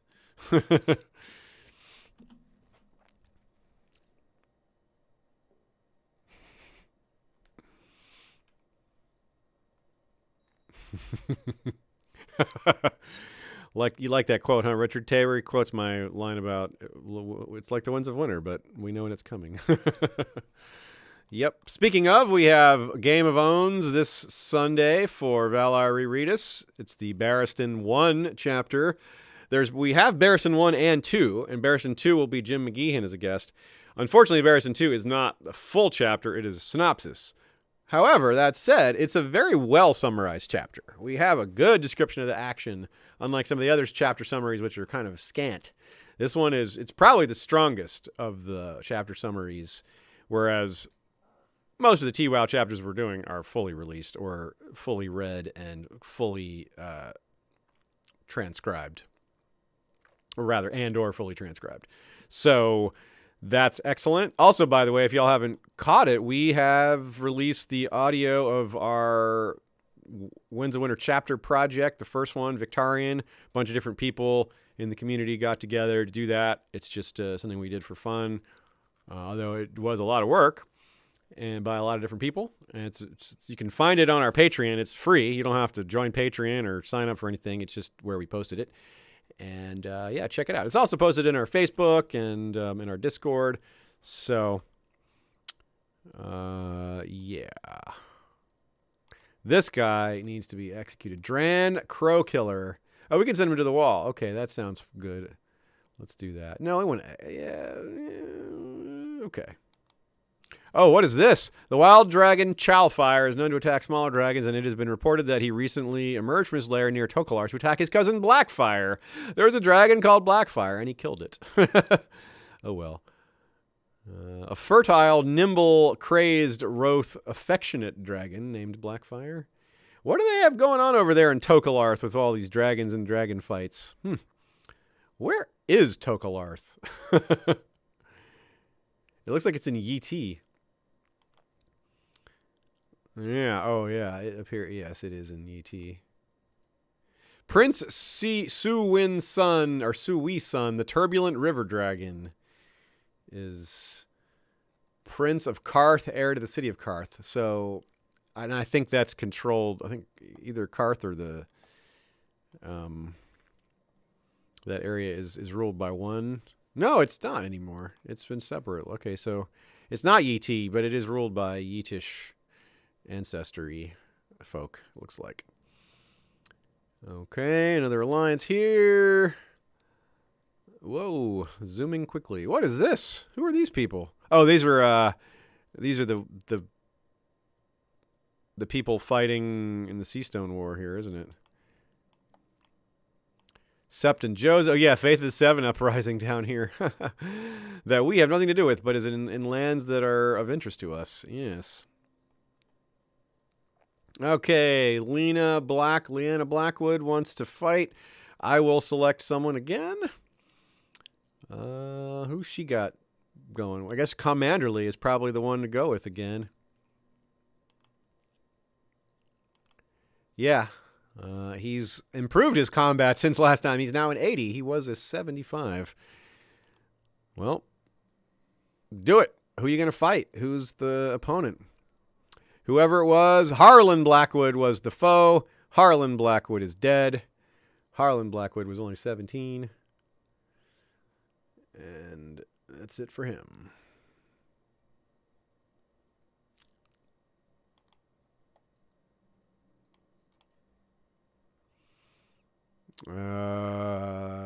That seems to be reason for execution.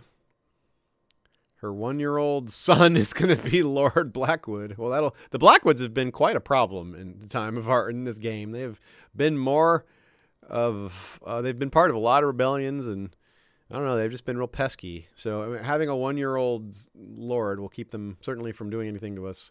It may not keep them stable, but they won't attack us, probably. All right.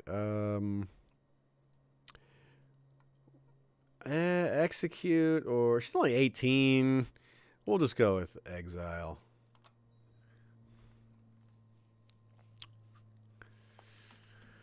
All right. That was unusually merciful of us there. But, you know, she was only 18.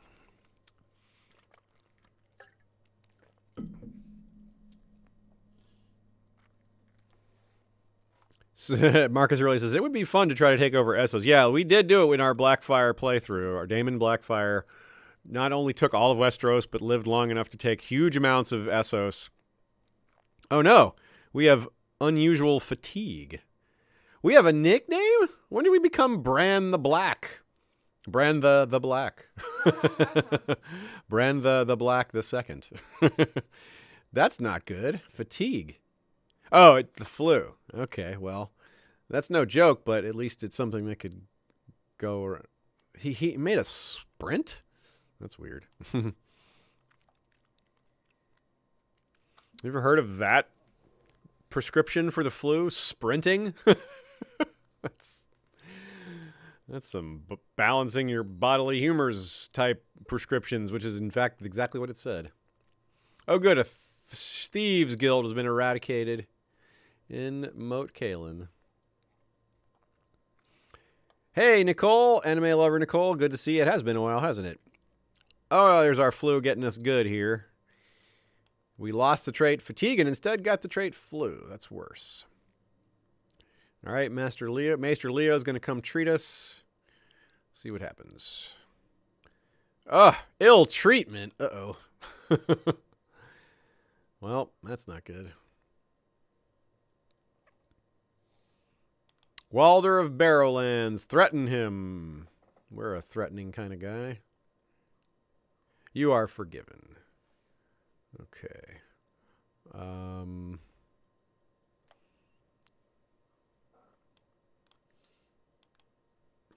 This war is really dragging on. Where are these free folk armies at? I don't even see it. Like, what's gonna end this? We're gonna take some of their territory, I guess. Is that what it's gonna take?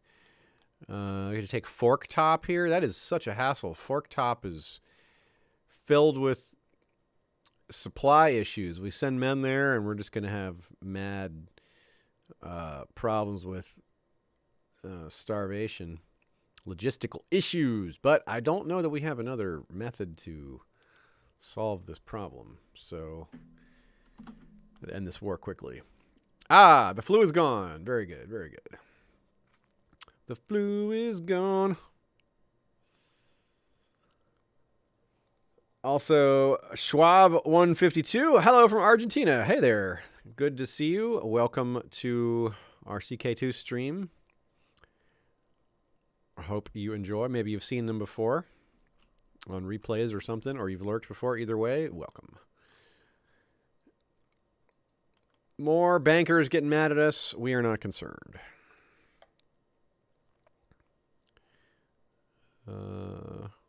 Yeah, we're heading towards Fork Top. Good old Forky Top.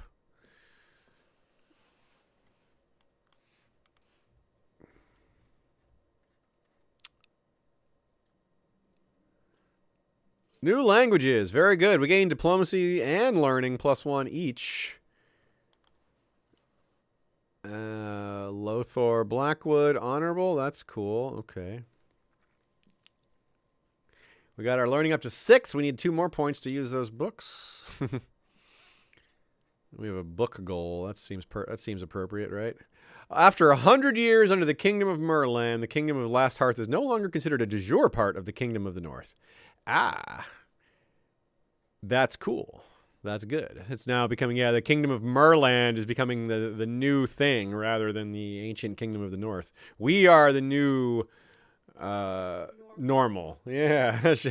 Shea finished that one well for me there. Everyone say hey to Shea.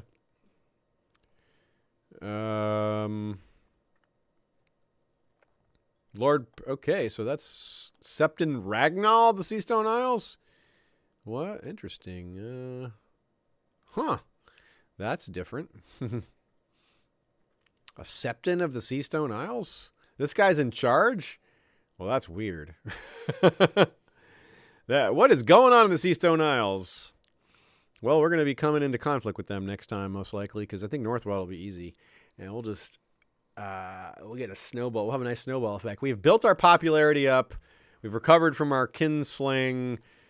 I mean, it's still a stain on our honor and reputation. But we have enough other positives working for us that we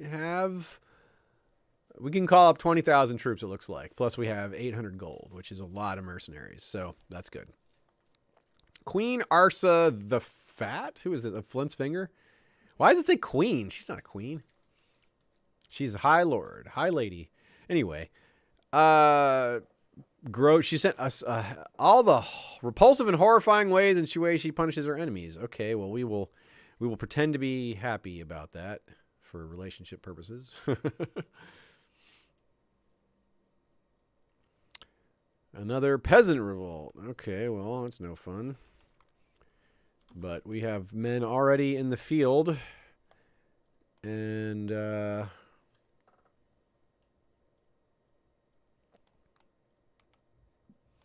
we can go attack Skagos again. Always causing trouble, these Skagosies. Liesa wants to be the regent. No. Actually, you know what? I don't mind her being the regent. She's going to pass pretty soon. And she's very powerful. Okay. We'll do it. I don't want a minus 30 on our relationship. Whoa, she's now a 100? She's like... Oh.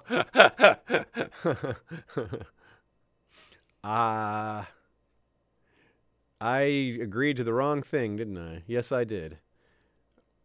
I made her the king. I gave her the... Ah, jeez. That was so dumb. I read that wrong. I gave her the sub-kingdom of Merland instead of the... Dang it. Well, that makes things interesting, doesn't it? So she is now the king... This gives us that same problem it gave us before. Oh, no, it doesn't. This time it worked in our favor. Okay, good. This is a happy accident then. Look at how many men we have now. We can, instead of calling up 20,000, we can call up 39,000. Okay. Good oops then. So let me explain what just happened, because that was weird. All right, so there's 2 levels of kingdom here. We have the High King of Merland, and then we have the Kingdom of Merland. The Kingdom of Merland is the lower level territory that includes the established Kingdom of Merland. The lower level vassals. The High Kingdom is like the imperial title.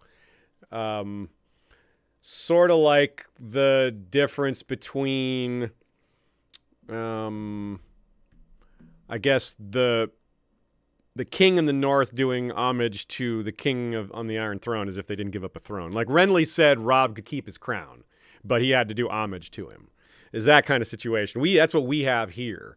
So I've been holding both crowns for most of the time. At one point I gave one of them away to one of our sons, and it screwed up our military really badly. So I didn't want to do it again, but it's long been a problem for us because holding on to it, holding both, makes you a little greedy. And your vassals will constantly be asking you to give that lower title away. So we've constantly had that penalty. So we lost some control by giving it away, but we gained some regard. And we also gained a huge amount of military strength because she's now really loyal to us. She's 100. She's max loyalty, even though we have the Kinslayer and the Ruthless and all that other stuff, because we gave her a lot. So... This actually, like I said, it was a mistake, but it wasn't a mistake because it's going to work out for us. In other words, I did it under mistaken by accident, but it's going to work out really well for us. So this gives us way more military for our southern invasions, which we've been trying to, set up for. Unfortunately, it got rid of only one though. One of our, we lost our advisor, but who cares? That was a purely political advisor anyway, chosen for political benefit. So now we can choose someone a little more suited, like this guy, this intriguey administrative William Wells. So how about that? Accidents working out for us. Hey, David Zalewski's here. Good to see you, my man. Andriana Irvin and Anders Graham. Any other people who have joined recently? Austin Flowers. How you going? How you doing? How's it going? I guess I meant to say. So let's keep going. We're only going to play another 20-ish more minutes today, but I at least want to wrap up this war. But wow, we really are well prepared now for next time. We are going to be able to, certainly invading Northweld will be a snap with this many men. Sir Hyle Godrell was killed by King Bran, or High Chief Bran Burninghead. Bran Shieldbreaker. Oh, that guy's, 105, this Bran Shieldbreaker. Bring me that guy's head. Oh, wow, we are leading troops here, and we're fighting Dolan Sealskinner. He's a -5. He's a Craven. I don't think we should shirk from this one, even though dying would be dangerous. We are an 80. We definitely don't want to be a Craven. He's going to run away, isn't he? Yes, he ran away. Predictable. Okay. All right, 34%. Queen Arsa again wants to talk to us about me. Okay, that's fine. We are always happy to talk about ourselves. Oh, look at that. 3,600 more men just popping up there. We got to go fight those guys instead. Ooh. Okay. Things are getting a little hairy up north of the wall, aren't they? What's this? A marriage? Orbert Crakehall and Alana Umber. Sure. Okay. That seems kind of irrelevant as far as we were considered, as far as we're going. Bran the Black is... let's see if Simple's, like, pregnant or anything. She is! Oh, wow, she's already got a daughter. Holy crap, we missed out. She's about to have her second kid. Nice. All right, pause. Hold the phone, y'all. We've got a child to rename because her name is Mariah, with a Y-A, not an I-A-H. Now, that is a totally fine, good, cromulent name, but it is not a pun. Thus, it cannot stand. We must rename her to what now? Currently, she is the heir's heir. Now, as we know, and especially because her mom is pregnant, there's like a 50-50 chance she just, drops down a slot here because a brother would jump in front of her. But it's entirely possible that never happens, or that the brother is stillborn or dies before her. So this is a person that could inherit the throne. We need a name. Tutar. Oh, yeah, Tutar. Absolutely. You're right. We've been wanting a Tutar. This one is in the line of succession. Has as good a chance as any of actually inheriting. Tutar is the winner. Good call. It's not a pun, but it is one of our original ancestral names. We would love to have a Muffin Man. See, the Muffin, I think of that as a guy's name. Because have you ever heard of the Muffin Man? I guess nothing wrong with the Muffin Woman. But it feels like a masculine name to me. Bitter Steel sends a super chat, says, met you at Con of Thrones years ago, been following you ever since, Conquer in the Name of the Merman. Well, appreciate the support. That's cool. Met you at Con of Thrones. Which Con of Thrones was that, the Bitter Steel? Because I've been to all three of them. There was Nashville the first year, then there was... Oh, wait, there's been 4, hasn't there? It's been 3 or 4? 3. There's been 3. Okay, there was 3. I had it right the first time. There's been Nashville, then there was Dallas, and then there was back to Nashville. There was gonna be Orlando. That's the one that was, of course, preempted by a certain virus that you may have heard of. It's been going around, it's kind of popular. I know some of you guys avoid popular stuff, but maybe you've heard about COVID. Yeah. Oh yeah, that's right. It goes to the treasury. Thanks for the reminder. I always forget to do that very often. That's 20 into the war chest. Cash 20. Thank you again, Bitter Steel, for that. And also in honor of Tutar. And Tutar's about to have a brother or sister. That's cool. We got to keep an eye on that. Bittersteel says, it was Nashville dressed as Jaqen H'ghar. Nice. Yep, Nashville. Basically, it's pretty much always going to be the original. The spot, I mean, it can't not be the original because you can't undo the original. But that's kind of be like Con of Thrones is home. Will pretty much always be Nashville, no matter what else happens in the future. And seems likely they'll go back there. One of the reasons they picked Nashville in the first place was it's a city well set up for events without being ridiculously expensive like a lot of cities. It's also somewhat central as far as it's not on the East Coast. It is more east than it is west, but it is central time.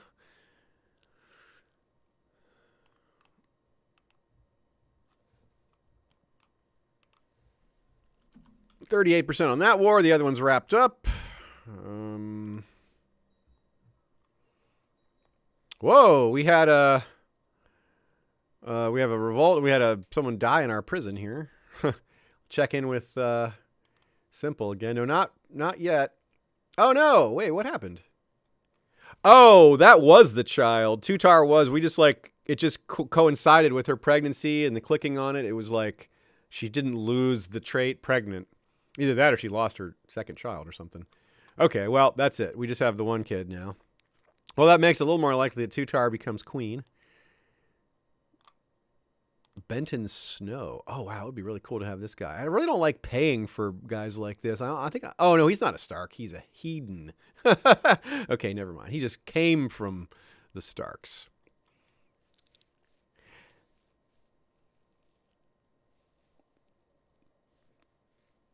Yeah, Bitterstill says hotel setup was great. Plenty of space, not too expensive. Yeah, that's true. I agree. Nashville is set up pretty well that way in terms of having lots of good spots to stay and convention centers and all that. Because yeah, it is built to encourage conventions of all kinds to come there.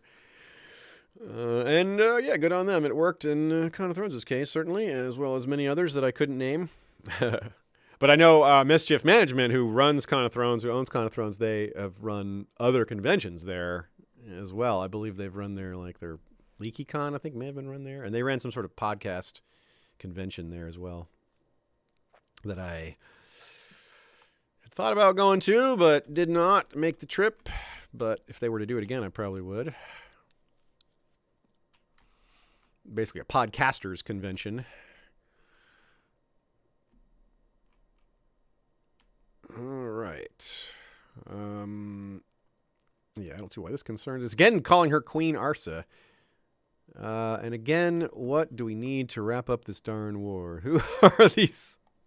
Is it still Fork Top? It's really kind of annoying that we can't attack it.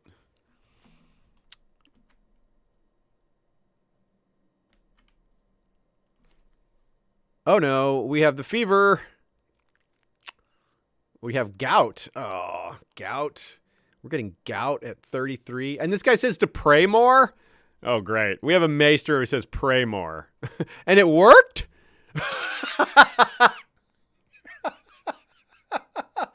Okay, folks, incontrovertible evidence of the power of prayer right here. We just gained 2 health from praying. Nice. Thoughts and prayers do work. Oh, how about that?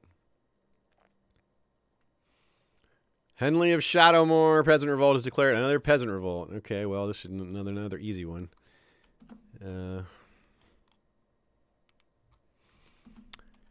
We'll send our 7,000 some men against his 2,000 peasants. That'll be a challenge, won't it? Praise the 7, indeed. Oh no, we have fatigue. Uh-oh. This is not going well. We are acquiring a modicum of health issues here.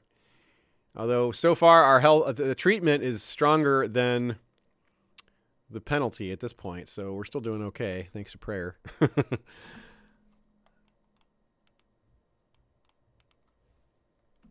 More peasants rising up, apparently. That's not a big problem. Whoa, we have a... Oh, that's good. Okay, they captured one of the leaders there. I thought it was one of our lords being captured. Well, that's good. Another war is over. Enforced demands. Truce is expiring. Oh, that's going to be... Okay, so I think that's what I want to mark the end of this session with. The end of that truce, which means we will be...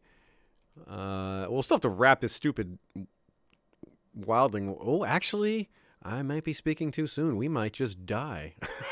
We have mounting health issues. We have fever, fatigue, and gout. We're only 34. Come on now. More prayer being prescribed? What's going on here? I feel different. Uh-oh.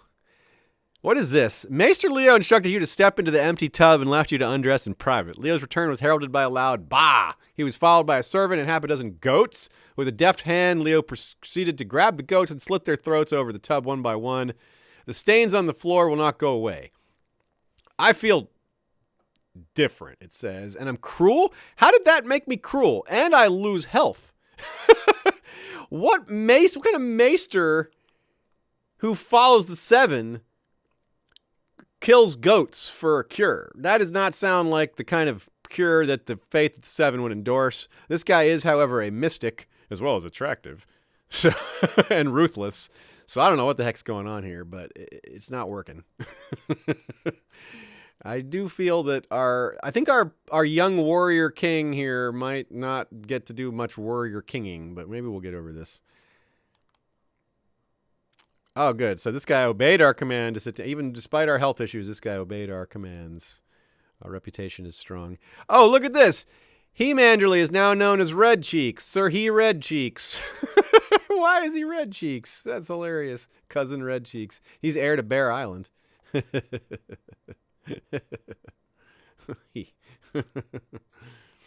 Red Cheeks.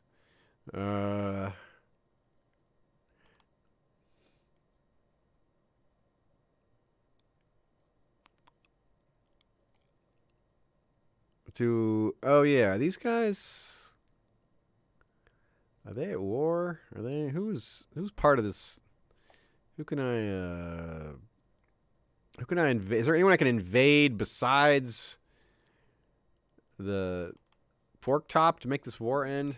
Sometimes these free folk wars are really annoying because they just won't end, even though they have no ability to actually attack you. You've killed all their men, but the war still isn't over because technically you haven't done anything to their territory.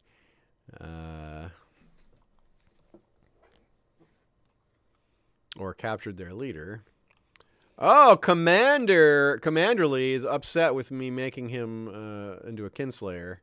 Why does it say suspected kinslayer when he, like, absolutely, definitely killed his cousin in front of everybody?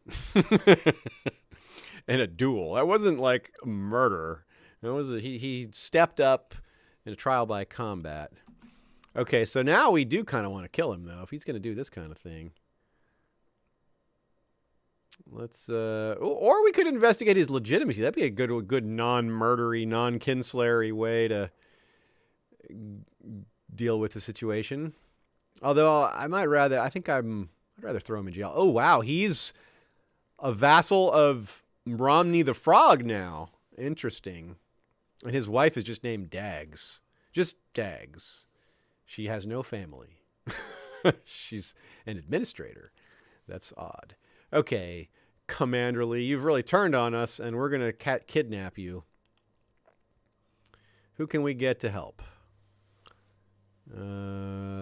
Nobody is green, but there's plenty of people we can bribe that'll help. Including Dags. How about that? You married the wrong woman.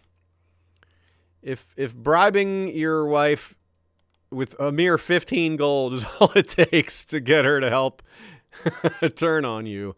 Yeah, my friend, you married wrong. With these three giftings, ooh, that one's too expensive. Let's go with a different gifting.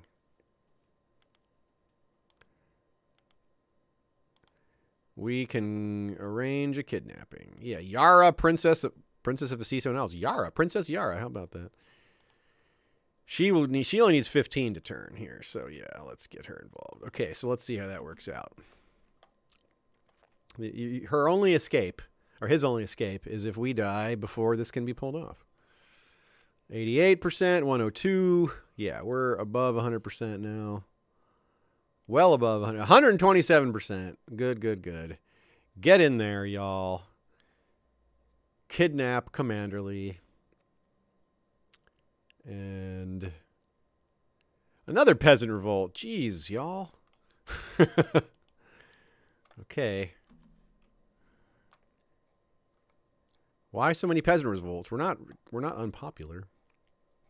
All right, half the troops go down south to fight this, while the others, or can we call up local men? Yeah, we'll go down there. Roderick, do we have an organizer?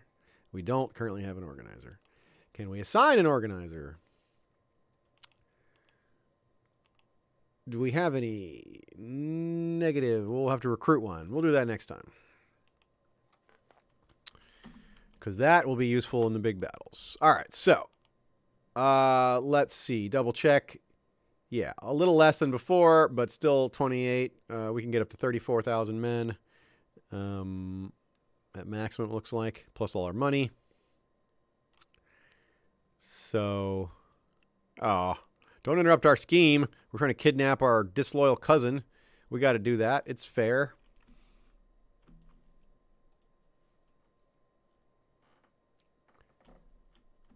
And again, I want to check in again with our sister just in case she got pregnant again. She did not. How is Tutar doing? She is still 0 years old.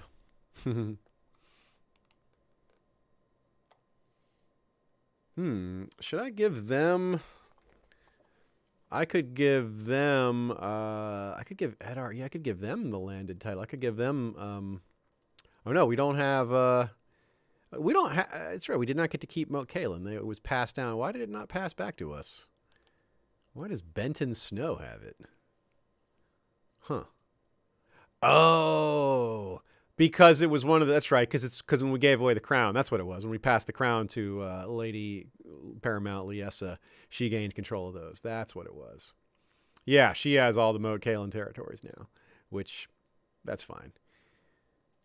Given, it was a fine exchange, given they're still our vassals, they're just sub-vassals, and we, again, got way more men out of it. Oh, looky there. 2,000 men that we didn't see before. Okay, turn around. Go kill those. Okay. More relationship bonuses. Okay. Tutar needs a solid ward, someone other than her mother. Yeah, that's true. I agree with that. We can, if we're still alive, we'll maybe do it ourselves, because then, our personality isn't ideal, but we get to make the decisions, and that could be really good. And of course, we'll be keeping an eye out for Simple having a second child, which we really hope for. That would be pretty awesome. Eddard Manderly, he is, yeah. Oh, so he is also, he's a direct descendant of both of the two lines there, isn't he? His grandfather was Roderick II and Bran the Eagle. So this is, yeah, maybe this was a little more incestuous than I thought. Oh, well, it's done. And looks like young Tutar is just fine. She didn't come out with the trait, so it would have shown up by now if it was going to. So anyway, we're going to call it a night. We'll be back next Friday for more. And, of course, Sunday with Game of Owns for Barristan 1. That'll be a lot of fun. Another Winds of Winter chapter. Everybody have a great, safe, and happy weekend. And we'll see you then for Valar Redis and more CK2 streaming. Night, everyone.